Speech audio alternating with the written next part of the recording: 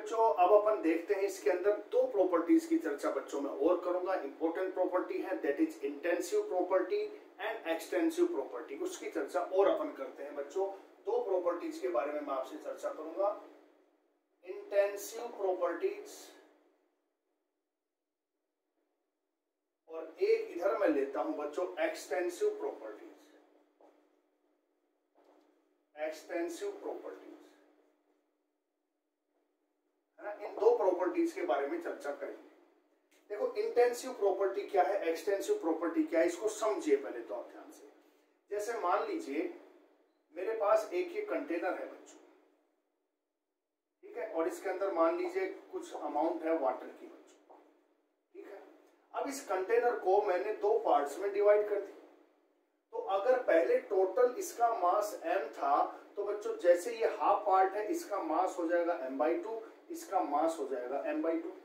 बोलो सही है क्या? मैंने इस सिस्टम को दो पार्ट्स में कट किया तो मास जस्ट हाफ हो गया m/2। टोटल वॉल्यूम अगर इसका v था बच्चों तो वॉल्यूम होगा इस पार्ट का v/2 और इस पार्ट का भी v/2। और टोटल मोल्स अगर n थे तो ये हो गए n/2, ये हो गए n/2। बोलो सही है क्या?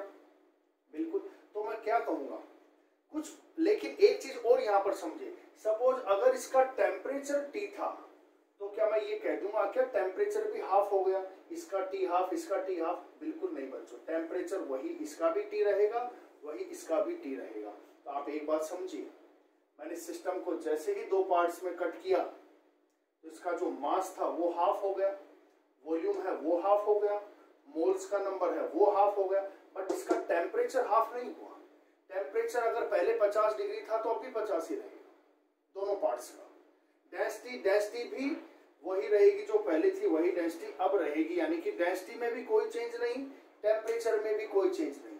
मास चेंज हो गया, वॉल्यूम चेंज हो गया, लेकिन ये टेम्परेचर नहीं चेंज हुआ, डेंसिटी चेंज नहीं हुई। इट मीन्स कुछ प्रॉपर्टी ऐसी होती है जो सिस्टम को कट करते ही डिफरेंट पार्ट्स में अगर आप सिस्टम को कट कर दो तो उन प्रॉपर्टीज में भी वेरिएशन आ जाता है।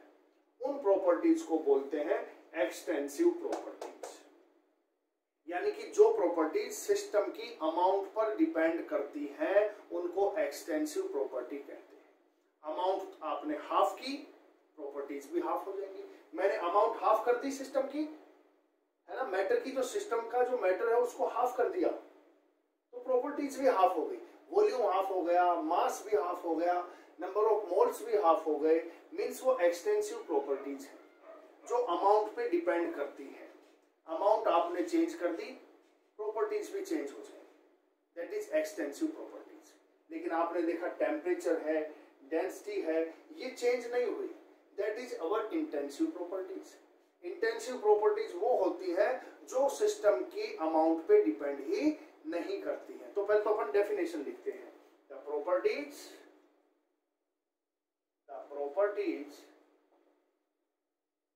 of the system which depends upon amount of matter present in the system, यानी कि जो अमाउंट पे डिपेंड करती है। अमाउंट के ब्रैकेट में मैं लिख दूंगा बच्चों साइज एंड इसके अंदर मैटर कितना है, इस पे डिपेंड करती है। अमाउंट का मतलब किस पे डिपेंड करेगी? साइज, उसके साइज क्या है सिस्टम का और उसमें कितना मैटर है, कितना मास है उसका, साइज एंड मास भी कह सकता हूं, है ना, उस पे डिपेंड करती है। वो एक्सटेंसिव प्रॉपर्टीज हो चुकी है। लाइक आपका जैसे मैंने कहा वॉल्यूम है ना, और ये आपका मास है, मोल्स है, ए। तो मैं क्या कहूंगा एक्सटेंसिव प्रॉपर्टीज क्या है? जब सिस्टम को डिफरेंट पार्ट्स में आप कट करोगे तो उनकी वो उनमें वेरिएशन आएगा, है ना। जब आप सिस्टम को when system is cut in different parts then extensive properties will change, है ना। तो यहां लिख देता हूं when system is cut in different parts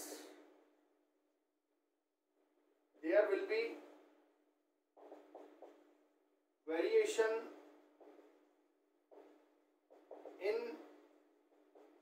extensive properties, क्योंकि वो अमाउंट पे डिपेंड करेंगी।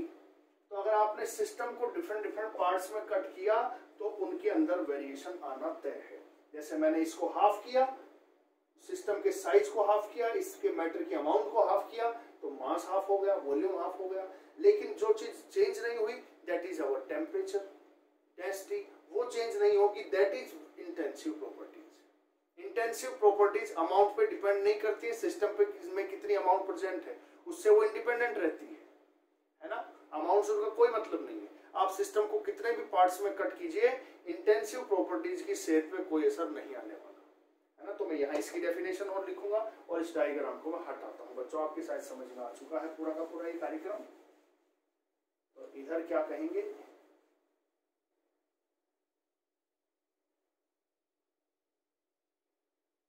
The properties of the system which are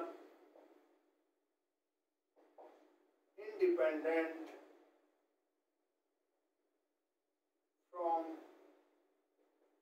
the amount of matter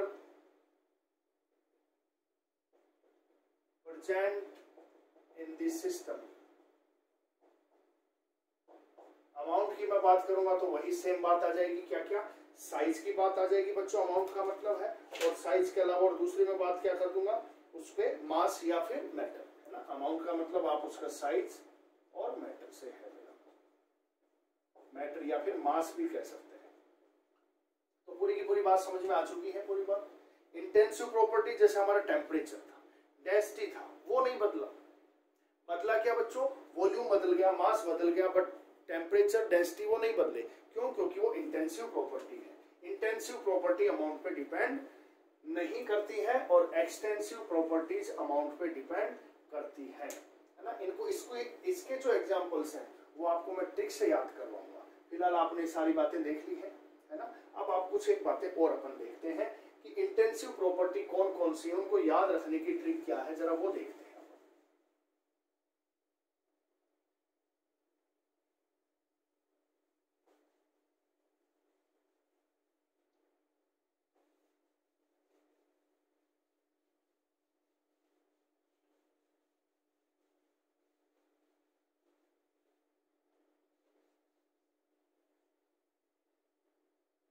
चलिए बच्चों, trick for intensive properties, trick for intensive properties. Intensive properties की trick क्या है वो जरा देखिए। वो है बच्चों BP of mister VC decreases when C तब। इस पूरे की पूरी लाइन से आप ध्यान रख पाएंगे कि इंटेंसिव प्रॉपर्टीज कौन कौन सी होती है। बच्चों B से यहां पर बनता है that is boiling point. Boiling point बच्चों अमाउंट पे डिपेंड नहीं करता है। इसी तरीके से P से बनेगा बच्चों प्रेशर,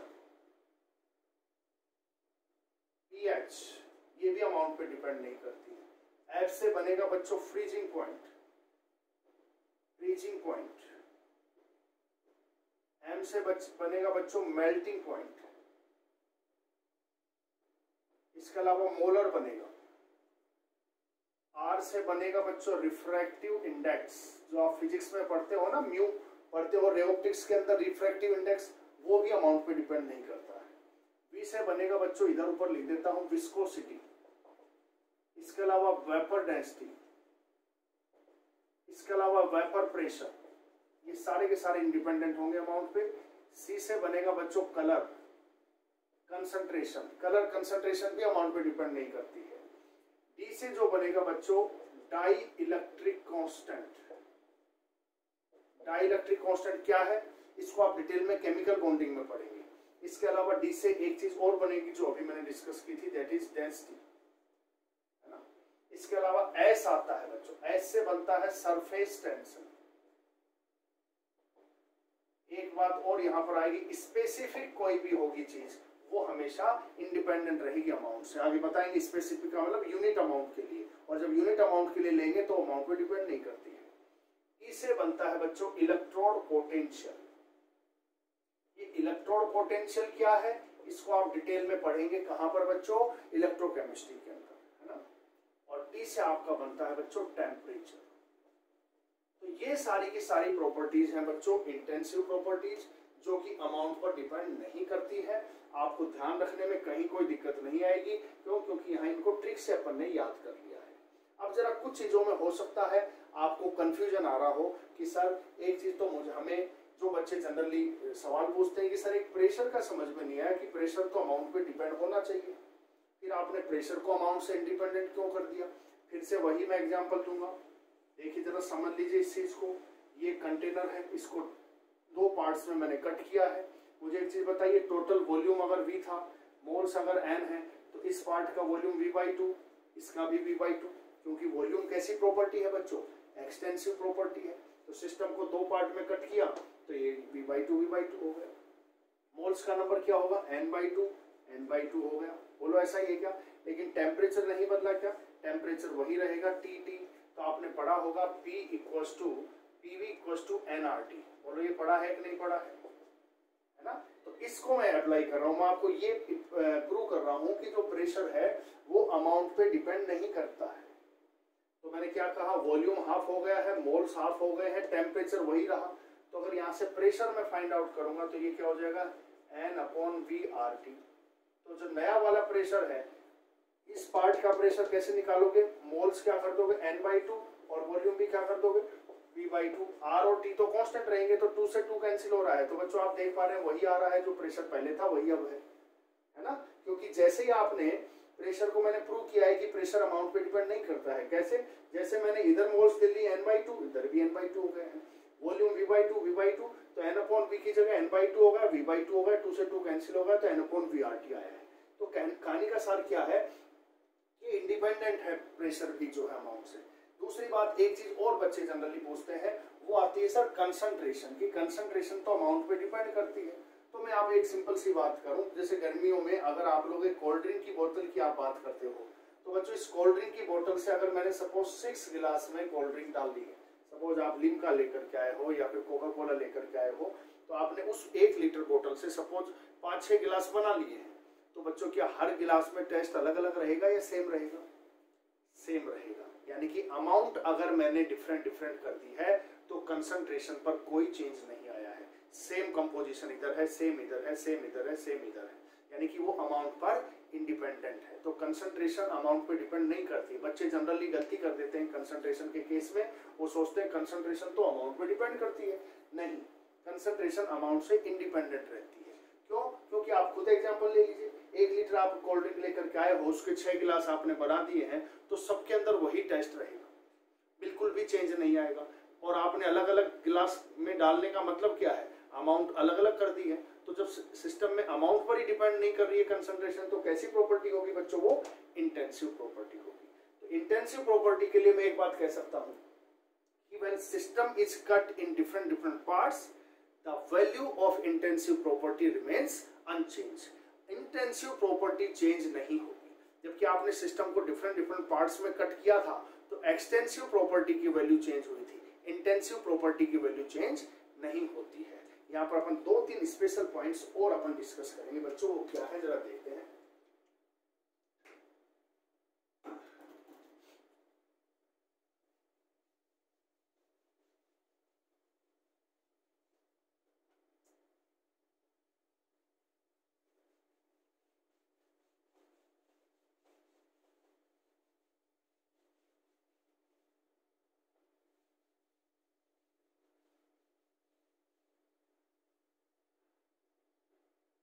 देखिए बच्चों, और क्या क्या स्पेशल बिंदु है उनको और हम डिस्कस यहाँ पर करेंगे। स्पेशल पॉइंट्स, देखिए एक चीज तो मैं ये कहूंगा कि जो इंटेंसिव प्रॉपर्टीज होती हैं उनको आप ऐड नहीं कर सकते, जबकि एक्सटेंसिव प्रॉपर्टी को आप इजीली ऐड कर सकते हो। तो मैं लिख सकता हूं और समझेंगे इसको एक एग्जांपल की मदद से। Extensive properties can be added, but intensive properties can't be added, उनको आप ऐड नहीं कर सकते। एक्सटेंसिव को मैं ऐड कर सकता हूं, इंटेंसिव को मैं ऐड नहीं कर सकता हूं। जैसे एग्जांपल के तौर पर देते हैं, इधर बच्चों वेसल ए है अपने पास सपोज, और इधर है वेसल बी, इसमें भी वही वाटर है, इसमें भी वही वाटर है, ठीक है। अगर मैं वॉल्यूम की बात करता हूं, वॉल्यूम, फिर मैं मास की बात करूंगा, वॉल्यूम मास, एक अपन डेंसिटी ले लेते हैं, एक अपन बॉइलिंग पॉइंट ले लेते हैं। इन पॉइंट्स को लेकर के मैं चर्चा करूंगा आपसे, वेसल ए, वेसल बी, और ऑन एडिशन जब आप ऐड करते हो तो क्या होता है, ये बातचीत अपन देख रहे हैं। देखिए वेसल ए में अगर मैं बात करूं वाटर है, वेसल बी में भी वाटर है। सपोज इसका वॉल्यूम V1 है, इसका वॉल्यूम V2 है, तो मैं कह दूंगा एडिशन किया V1 प्लस V2। जब दोनों को ऐड कर दिया मैंने, दोनों कंटेनर को आपने ऐड कर दिया, तो क्या आप ये लिख सकते हो V1 प्लस V2? बोलो लिख सकते हो कि नहीं लिख सकते हो? ऐड करने पर V1 प्लस V2। इसका मास अगर M1 है, इसका मास अगर M2 है, तो क्या मैं ऐड कर सकता हूं M1 प्लस M2, है ना। और अगर एक चीज और लेना चाहो तो ले सकते हो मोल्स। इसमें मोल्स अगर N1 है, इसमें मोल्स अगर N2 है, दोनों को आपने मिक्स कर दिया, ऐड कर दिया, तो क्या दोनों के मोल्स में लिख सकता हूं N1 प्लस N2? बोलो, ये सारी की सारी ये तीनों प्रॉपर्टीज कैसी थी बच्चों? Extensive property. अब आती है इंटेंसिव प्रॉपर्टी। अगर इसकी डेंसिटी डी है तो ऑब्वियस बात है वाटर, इसमें भी वाटर है, इसमें भी वाटर है, तो डेंसिटी तो चेंज होगी नहीं।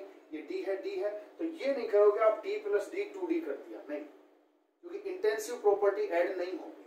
इसका बॉइलिंग पॉइंट अगर टी है, इसका बॉइलिंग पॉइंट अगर टी है, तो टी प्लस टी मिलकर के 2T हो जाएगा, ऐसा बिल्कुल भी नहीं है। ये है इस बात को कहने का मीनिंग। मतलब जो एक्सटेंसिव प्रॉपर्टीज हैं उनको आप ऐड कर सकते हो, बट इंटेंसिव प्रॉपर्टी ऐड नहीं होगी। क्यों? क्योंकि एक्सटेंसिव प्रॉपर्टी तो अमाउंट पे डिपेंड करती है, और जो चीज अमाउंट पे डिपेंड करती है उसको ऐड कर सकते हो, क्योंकि अमाउंट भी ऐड कर सकते हो। But intensive property since amount से इंडिपेंडेंट है, तो उसको आप ऐड नहीं कर सकते। एक बात और मैं यहां पर बताऊंगा, एक तो स्पेशल पॉइंट ये हो गया बच्चों,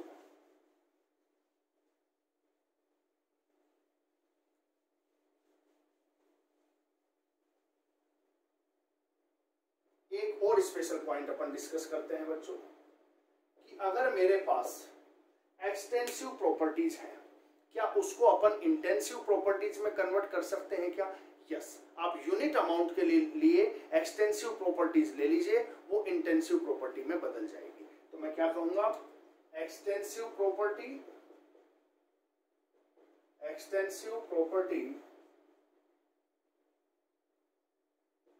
can be changed into intensive property if unit amount of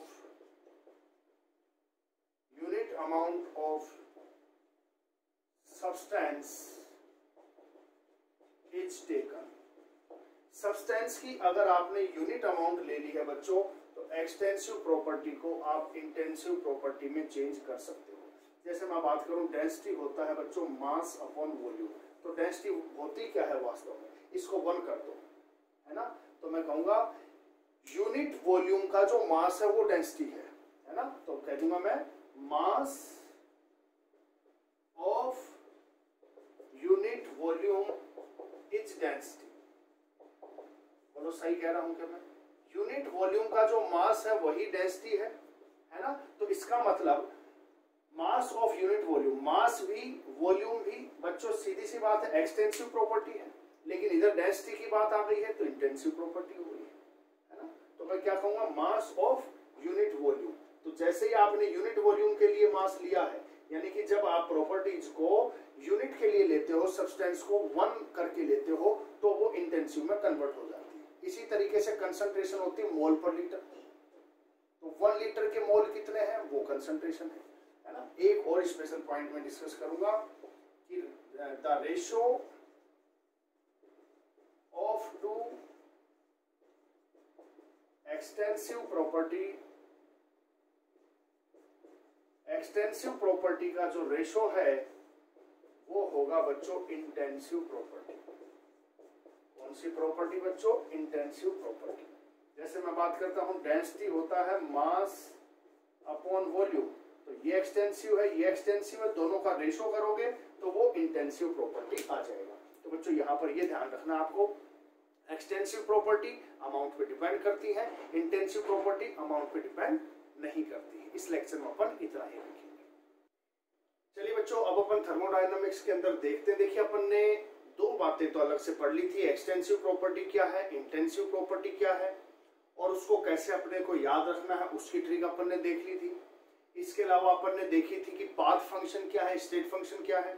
अब अपन देखते हैं बच्चों डिफरेंट थर्मोडायनामिक प्रोसेस के बारे में अब अपन चर्चा करेंगे। डिफरेंट काइंड की कौन कौन सी प्रोसेस हो सकती है थर्मोडायनामिक्स में। तो अपना टाइटल होगा डिफरेंट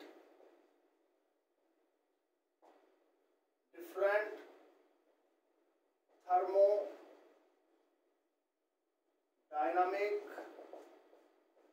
प्रोसेसेस।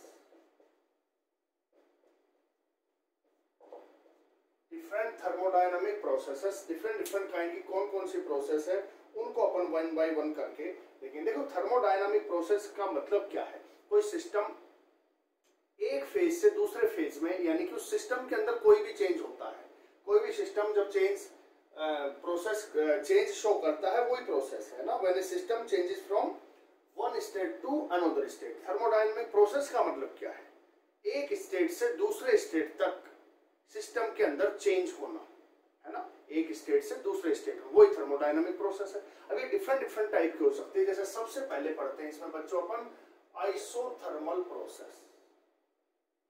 आइसोथर्मल प्रोसेस बच्चों, आइसोथर्मल का मतलब क्या है, iso means same, thermal means temperature, यानी कि टेम्परेचर सेम रहे। तो एक ऐसी प्रोसेस जिसमें सिस्टम का टेम्परेचर कांस्टेंट रहता है उसको अपन क्या कहते हैं, isothermal process. The process in which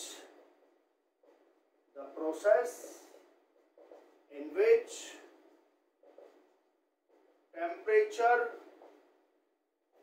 of the system remains constant।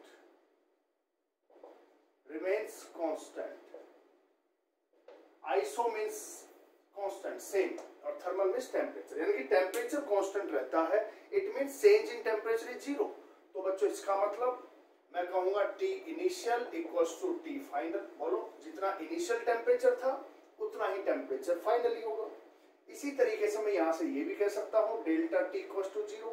Delta T means change in temperature is 0, यानी कि टेम्परेचर में change 0 means initial temperature equals to final temperature. Clear बच्चों। यहां पर मैं एक बात और कहूंगा, आगे हम सवालों में भी हम देखेंगे, जितने भी फेज ट्रांजिशन स्टेट होती है, जहां फेज ट्रांजिशन होती है, वो सारे के सारे आइसोथर्मल प्रोसेस होते हैं। एक स्पेशल पॉइंट लिखूंगा,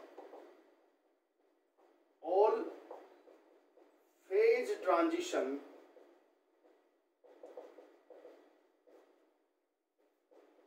are isothermal process.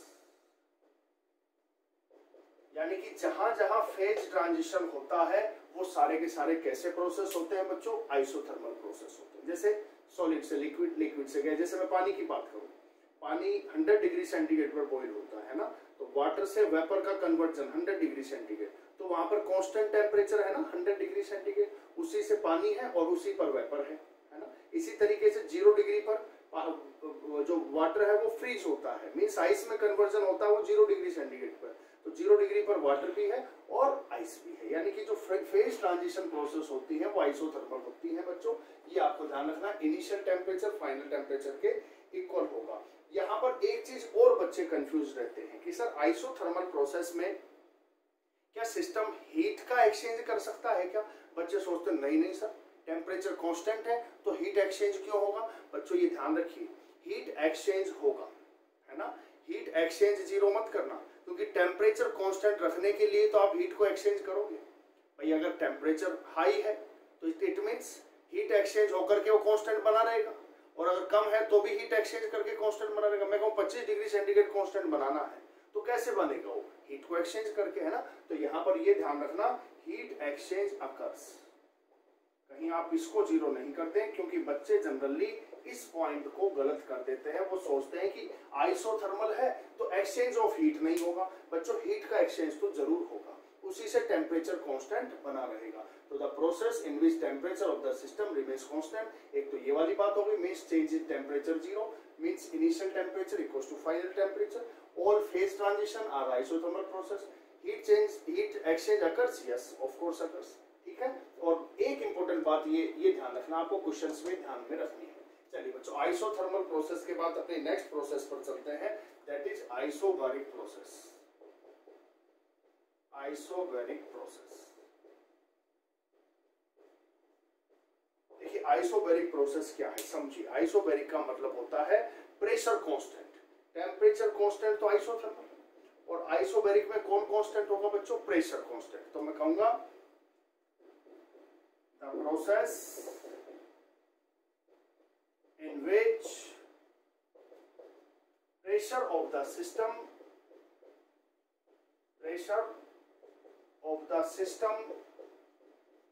remains constant, है ना। प्रेशर कांस्टेंट रहना चाहिए, मींस प्रेशर में चेंज जीरो। बोलो सही है क्या भाई? जब मैं कह रहा हूं प्रेशर कांस्टेंट है तो कोई चीज कांस्टेंट है, इट मींस उसमें चेंज जीरो होगा। यहां से मैं एक बात और कह सकता हूं कि जो इनिशियल प्रेशर है सिस्टम का वही फाइनल प्रेशर है, क्योंकि चेंज उसमें जीरो है, ठीक है। यहाँ पर एक और इंपॉर्टेंट बात मैं जो लिखवाने जा रहा हूँ आपको बताऊंगा, जो कि आपको क्वेश्चंस में हेल्प करेगी। क्या यहाँ तो मैंने बताया कि जो फेज ट्रांजिशन होते हैं वो आइसोथर्मल प्रोसेस होते हैं। तो आइसोबैरिक प्रोसेस कौन सी होती है बच्चों? आइसोबैरिक प्रोसेस वो होती है जो ओपन कंटेनर में रिएक्शंस होंगी, वो आइसोबैरिक होंगी। क्योंकि ओपन कंटेनर का मतलब उनके ऊपर कौन सा प्रेशर काम करेगा, एनवायरमेंटल प्रेशर, और वो कांस्टेंट है। तो जो ओपन कंटेनर में होने वाली रिएक्शंस, तो यहां मैं लिखूंगा एग्जांपल रिएक्शंस या process in open container. Open container के अंदर जो भी रिएक्शन होंगी वो आइसोबैरिक प्रोसेस का हिस्सा होंगी, है ना, क्योंकि वहां एनवायरमेंटल प्रोसेस काम करेगा, एनवायरमेंटल प्रेशर काम करेगा, ठीक है। तो process in an open container वो होंगी आइसोबैरिक। तो बच्चों दो प्रोसेस अपन ने देख लिए, isothermal, isobaric. Now come to the next process, that is isochoric process.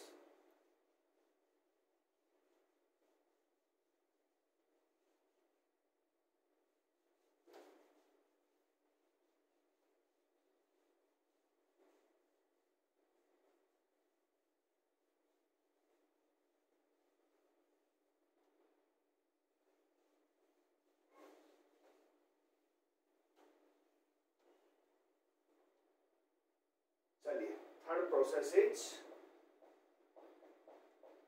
Isochoric process.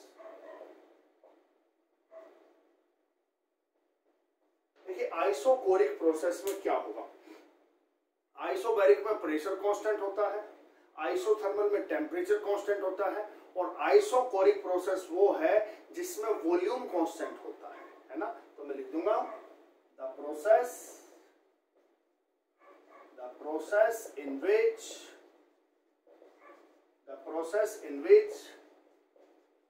Volume of system का जो वॉल्यूम है रिमेन्स कांस्टेंट, यानी कि volume of system remains constant, that is known as isochoric process. Volume constant चलेगा इसके अंदर बच्चों। Volume constant रहेगा तो मैं कहूंगा delta V equals to zero, change in volume zero, है ना। और वॉल्यूम में चेंज जीरो है, it means initial volume equals to final volume, है ना भाई। जब वॉल्यूम में चेंज ही नहीं हो रहा, इट मींस जो इनिशियल वॉल्यूम है वही आपका फाइनल वॉल्यूम है, ठीक है। इसका एग्जांपल क्या होगा, देखिए ओपन कंटेनर में जो रिएक्शन हो रही थी वो सारी की सारी आइसोबैरिक प्रोसेस थी, क्योंकि एनवायरमेंटल प्रेशर वहां काम कर रहा था। क्लोज कंटेनर में जो रिएक्शंस होंगी उनमें वॉल्यूम कांस्टेंट होगा। जैसे एक 5 लीटर का कंटेनर है क्लोज कंटेनर है तो वॉल्यूम उसका कांस्टेंट रहेगा 5 लीटर। तो क्लोज कंटेनर के अंदर क्लोज वेसल में जो प्रोसेस होंगी वो सारी की सारी कैसी होंगी, आइसोकोरिक। तो इसका एग्जांपल मैं क्या लिखूंगा, process occurring in close vessel, close vessel में जो रिएक्शन होगी। और आगे मैं और बताऊंगा आपको बोम कैलोरीमीटर, उसकी भी चर्चा हम आगे करेंगे, लेकिन उसका अपन सवालों में मैं आपको यूज बताऊंगा, कुछ स्पेशल पॉइंट में अपन उसको कवर कर लेंगे। तो आइसोकोरिक प्रोसेस आपको समझ में आ गई है, यानी कि जो वॉल्यूम है वो कांस्टेंट रहेगा। चलिए नेक्स्ट लेते हैं adiabatic process, process number 4, that is adiabatic process. Adiabatic process का मतलब क्या है बच्चों?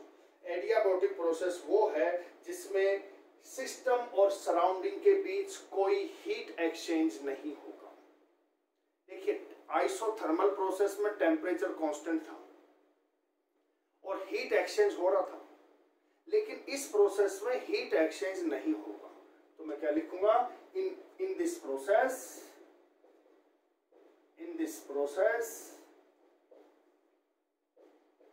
there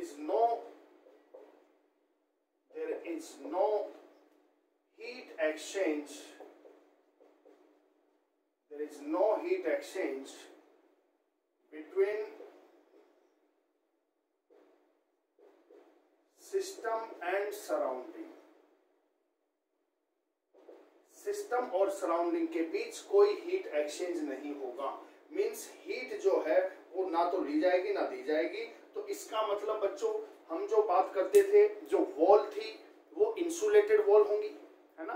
जो इंसुलेटेड वॉल जैसे थर्मस फ्लास्क की मैंने बात की थी आपकी, और जो अपन बात करते थे कौन से सिस्टम की, जो सबसे लास्ट वाला सिस्टम पड़ा था आइसोलेटेड सिस्टम, उसमें ऐसी प्रोसेस होगी। तो एडियाबेटिक प्रोसेस के अंदर हीट एक्सचेंज जीरो होगा। आगे हम इसको देखेंगे डिटेल में कि हीट एक्सचेंज जीरो होगा। इट मींस टेम्परेचर कांस्टेंट रहेगा क्या? फिर वही बात कहूंगा, टेम्परेचर कांस्टेंट नहीं रहेगा, हीट एक्सचेंज जीरो है, टेम्परेचर वेरी करेगा, क्योंकि टेम्परेचर कांस्टेंट होगा तो फिर आइसोथर्मल प्रोसेस होगा। तो आप इसको क्या कहोगे, हीट एक्सचेंज जीरो रहेगा एडियाबेटिक प्रोसेस में।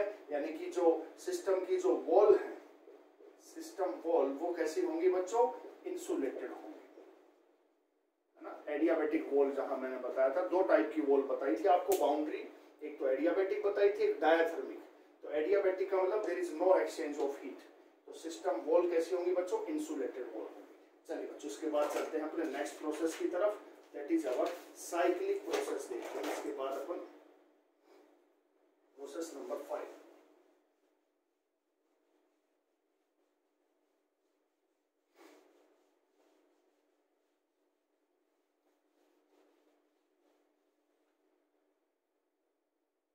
चलिए प्रोसेस नंबर 5 पर चलते हैं बच्चों, दैट इज साइक्लिक प्रोसेस। देखिए अपन ने आइसोथर्मल देखा, आइसोकोरिक देखा, एडियाबेटिक देखा, आइसोबैरिक देखा, और अब साइक्लिक प्रोसेस। साइकिल का मतलब क्या है, कोई चीज यहां से चली और घूम फिर के वापस से यहीं आ गई, तो ये साइक्लिक प्रोसेस हुआ, है ना। तो मैं कहूंगा ऐसी प्रोसेस जिसमें सिस्टम डिफरेंट फेज से होता हुआ वापस अपनी इनिशियल स्टेट में हो जाए, डिफरेंट उसके अंदर चेंज होते रहे, सब कुछ होता रहे, लेकिन वापस finally return to its initial state, अपनी इनिशियल स्टेट में लौट करके आ जाए, दैट इज साइक्लिक प्रोसेस, है ना। जहां से गए थे वहीं पर लौट करके वापस आ जाए तो साइक्लिक प्रोसेस होगा। तो बच्चों मुझे एक चीज बताइए, क्या इसमें स्टेट में कोई चेंज हुआ क्या? स्टेट के अंदर कोई चेंज हुआ क्या? नहीं हुआ। तो इनिशियल और फाइनल स्टेट सेम रही क्या? जो इनिशियल स्टेट है क्या वही फाइनल स्टेट है क्या? यस, क्योंकि जहां से सिस्टम चला था वहीं पर वापस से लौट करके आ गया है, तो इनिशियल स्टेट और फाइनल स्टेट में तो कोई डिफरेंशिएशन ही नहीं हुआ, कोई डिफरेंट ही नहीं हुई इनिशियल और फाइनल स्टेट। तो मैं क्या कहूंगा कि जो स्टेट फंक्शन जो था, है ना, जो कि इनिशियल और फाइनल स्टेट पर डिपेंड कर रहे थे, उनके अंदर कोई चेंज आएगा क्या? नहीं आएगा चेंज, है ना। जैसे कि मैंने इंटरनल एनर्जी की बात की थी, आपके स्टेट फंक्शन कौन कौन से थे जो इनिशियल और फाइनल स्टेट पे डिपेंड करते थे, ना कि पाथ पर, मैकेनिज्म पे डिपेंड नहीं करते थे, वो तो थे स्टेट फंक्शन। तो स्टेट फंक्शन के अंदर कोई चेंज नहीं आएगा। जैसे लाइक आपकी एंथैल्पी थी, इंटरनल एनर्जी है ना, गिब्स एनर्जी है है ना, ये इनमें कोई डिफरेंस नहीं होगा, तो इनिशियल और फाइनल स्टेट में कोई चेंज नहीं आया। तो क्या डेफिनेशन बनेगी बच्चों, when a system undergo A number of different process, when a system undergo different processes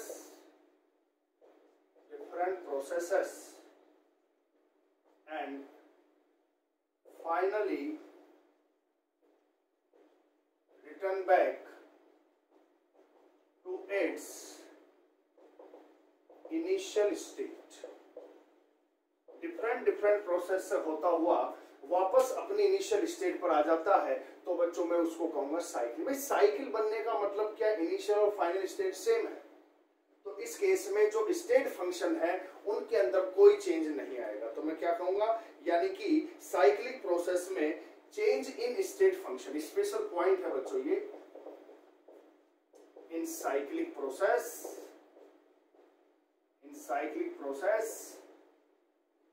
change in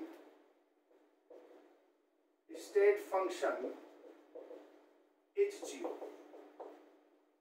है ना। जैसे एग्जांपल आपका इंटरनल एनर्जी हुआ, इसको अपन E से डिनोट करेंगे, एंथैल्पी हुआ H से डिनोट करेंगे, इनके अंदर कोई चेंज नहीं आएगा। आगे मैं बताऊंगा आपको, अभी घबराने की आवश्यकता नहीं है कि सर इंटरनल एनर्जी क्या है, एंथैल्पी क्या है, ये सब आगे अपन डिटेल में पढ़ेंगे बच्चों। चलिए, तो आपकी ये पूरी की पूरी बात समझ में आ गई है साइक्लिक प्रोसेस के बाद। नेक्स्ट अगला जो प्रोसेस लेते हैं अपन बच्चों, that is our reversible process.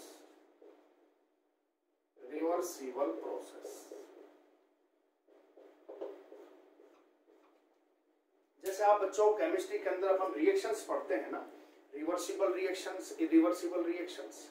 Reversible का मतलब जो दोनों साइड में चलती है ना, reactant to product and then product to reactant, तो वो रिवर्सिबल रिएक्शन होती है बच्चों। तो अगर मैं यहाँ पर बात करता हूँ रिवर्सिबल प्रोसेस का मतलब क्या है, देखिए रिवर्सिबल का मतलब जो आगे पीछे हो सकता है ना, इस तरीके से, और इरिवर्सिबल का मतलब एक ही डायरेक्शन में चला गया। तो अब जरा इसी चीज को समझिए, अगर मैंने जो वेरिएबल्स हैं सिस्टम के अंदर, उनके अंदर चेंज मैं जो भी कर रहा हूं उसकी डायरेक्शन को मैंने रिवर्स कर दिया, तो सिस्टम भी रिवर्स डायरेक्शन में हो जाएगा। मैंने पहले चेंज ऐसे किया हुआ था, सिस्टम इधर था, मैंने जैसे ही चेंज की डायरेक्शन अपोजिट कर दी है, यानी कि मैंने चेंज को रिवर्स कर दिया है, तो प्रोसेस भी रिवर्स डायरेक्शन में होने लग जाएगी।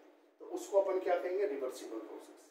अगर मैंने change in variables is reverse, then the process become reversed, है ना। इफ डेफिनेशन लिखेंगे, if in any part of this system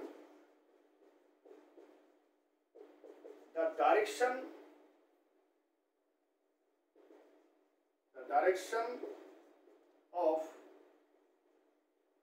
change in variables is reversed, then the process is also in reverse direction। पूरी बात समझ गए।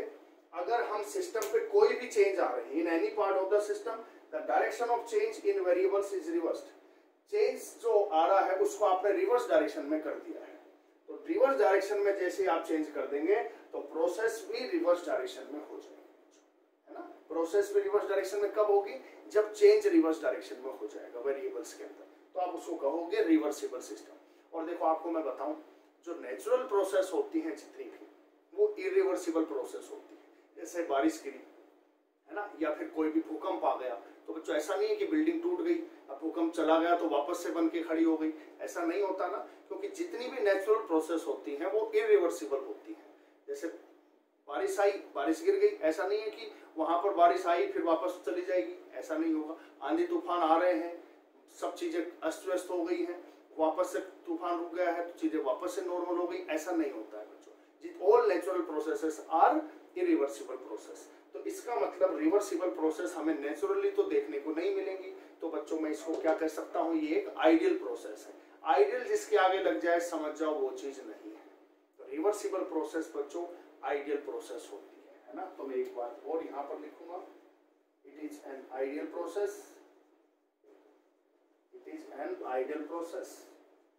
और एक बात और मैं लिखूंगा बच्चों, समझिए ध्यान से, आगे भी अपन इसको डिस्कस करेंगे कि जो रिवर्सिबल सिस्टम होता है इसके अंदर जो वर्क डन होता है वो मैक्सिमम होता है। जैसे कोई पिस्टन है, एक गैस है किसी कंटेनर में, मैंने पिस्टन लगाया हुआ है तो पिस्टन बार बार ऊपर नीचे ऊपर नीचे ऊपर नीचे मूवमेंट चलता रहेगा। रिवर्सिबल का मतलब क्या, जो कभी समाप्त नहीं होते हैं, दे आर नेवर एंड्स, है ना, नेवर एंडिंग प्रोसेस है। तो ये भी मैं लिख सकता हूं, यानी कि never ending process means infinite time, it require infinite time, required time is required, infinite time होगा बच्चों, बहुत सारा टाइम लगेगा। तो इट मीन्स क्योंकि ये प्रोसेस होती है ये कभी भी बच्चों एंड ही नहीं होगी।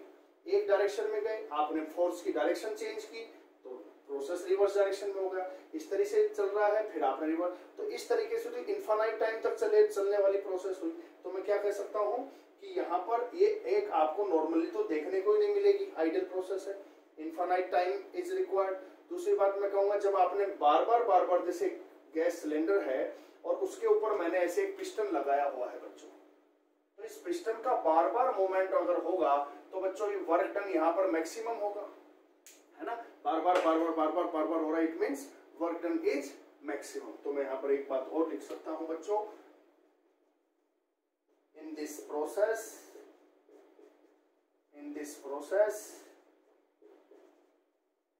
Work done is maximum, work done बच्चों मैक्सिमम होगा इस प्रोसेस में।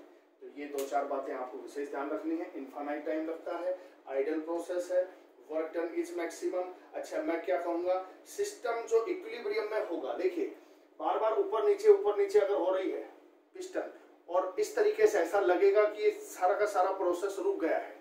अपन जब इक्विलिब्रियम वाला यूनिट में पढ़ते हैं कि इक्विलिब्रियम कंडीशन में क्या होता है बच्चों, इक्विलिब्रियम में क्या होता है, इक्विलिब्रियम में जो फॉरवर्ड और बैकवर्ड वेलोसिटी सेम हो जाती है, फॉरवर्ड वेलोसिटी भी वही है, बैकवर्ड भी वही है, तो इक्विलिब्रियम आ गया है। और ऐसा लगता है जैसे सब कुछ रुक गया है, जबकि वाकई इक्विलिब्रियम पे कुछ रुकता नहीं है, डायनामिक प्रोसेस इक्विलिब्रियम। लेकिन यहाँ पर हम क्या कर रहे हैं, रिवर्सिबल प्रोसेस है, बार बार इस तरीके से चल रहा है सिस्टम, तो यहाँ पर सिस्टम इक्विलिब्रियम स्टेट में होगा। तो मैं क्या कहूंगा, system is in equilibrium state, system is in equilibrium state. किसी भी टाइम पर कहोगे आप equilibrium state at any time, at any moment, है ना, एट एनी मोमेंट, ये भी बात आप ऐड कर सकते हैं, system is in equilibrium state at any moment. तो बच्चों ये पूरा का पूरी कहानी हुई आपकी इस रिवर्सिबल प्रोसेस की, जो आपको नेचुरली देखने को नहीं मिलेंगे बच्चों, आइडियल प्रोसेस है और इनफाइनाइट टाइम इसमें लगता है। चलिए नेक्स्ट लेते हैं बच्चों 7 नंबर पर, that is irreversible process.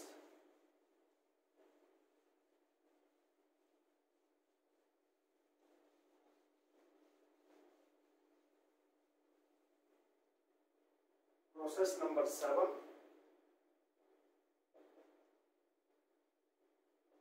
Irreversible process.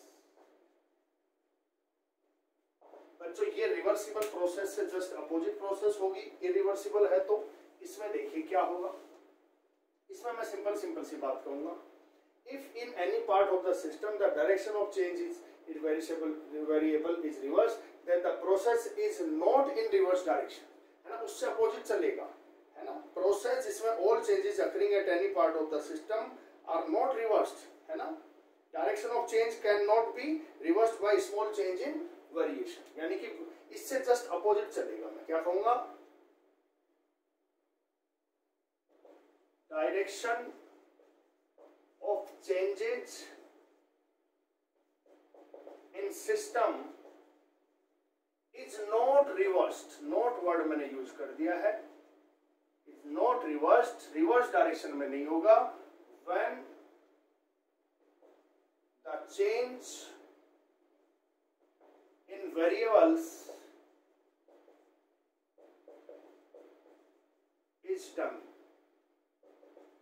in reverse direction, यानी कि जो आपके वेरिएबल में चेंज आप करोगे, direction of changes in system is not reversed when the change in variables is done in reverse direction. यानी कि आपने अगर चेंज कर दिया है तो प्रोसेस रिवर्स डायरेक्शन में नहीं होने वाली। मैंने चेंज इधर किया, इधर से इधर मूवमेंट कर दिया, तो ये नहीं कि प्रोसेस भी इधर से इधर हो जाएगी, नहीं। इरिवर्सिबल में होता क्या है कि प्रोसेस के अंदर आप जो भी डायरेक्ट जो चेंज हो रहे हैं उनकी डायरेक्शन को रिवर्स करोगे तो प्रोसेस रिवर्स होने वाली नहीं। रिवर्सिबल में चेंज आपने रिवर्स डायरेक्शन में कर दिया, प्रोसेस भी रिवर्स डायरेक्शन में होने लग गई। इरिवर्सिबल में आपने चेंज रिवर्स डायरेक्शन में किया बट प्रोसेस उसको फॉलो नहीं करेगी, है ना। जितने भी नेचुरल प्रोसेस हैं, जैसे एक बार मैंने बताया भूकंप आया, बिल्डिंग टूट गई बच्चों, अब ये नहीं कि भूकंप चले जाने पर बिल्डिंग वापस से बन जाएगी, नहीं। तो मैं क्या कहूंगा, ऑल नेचुरल प्रोसेस, है ना। स्पेशल पॉइंट इसका क्या होगा, all natural process, all natural processes are irreversible process,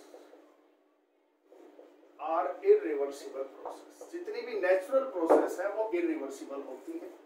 दूसरी बात मैं कहूंगा बच्चों, वर्क डन वहां पर मैक्सिमम था, यहां मैक्सिमम नहीं होगा। अच्छा, वहां पर इनफाइनाइट टाइम लग रहा था, यहाँ इनफाइनाइट टाइम नहीं लगेगा। ऐसा नहीं है कि भूकंप आया तो आता ही रहेगा, बारिश आई तो आती रहेगी, नहीं, है ना। It takes certain fix time चाहिए, यानी कि it completes in finite time. Finite time की जगह आप कह सकते हो फिक्स टाइम में कन्वर्ट होती है, कंप्लीट होती है। Work done is not maximum, वहां से अपोजिट चलेगा बच्चों, work done is not maximum. वो आइडियल प्रोसेस था, ये नेचुरल प्रोसेस होगा, यहाँ वर्क डन मैक्सिमम नहीं होगा, वहां वर्क डन मैक्सिमम था बच्चों। अच्छा, दूसरी बात मैं कहूंगा कि वहां पर तो at any state, system is in equilibrium at any state, ये भी लिख सकते हैं हम, एट एनी, किसी भी स्टेट पर इक्विलिब्रियम में था सिस्टम, लेकिन यहां पर इक्विलिब्रियम होगा केवल initial state and final state के बीच में। तो मैं लिख देता हूं, इक्विलिब्रियम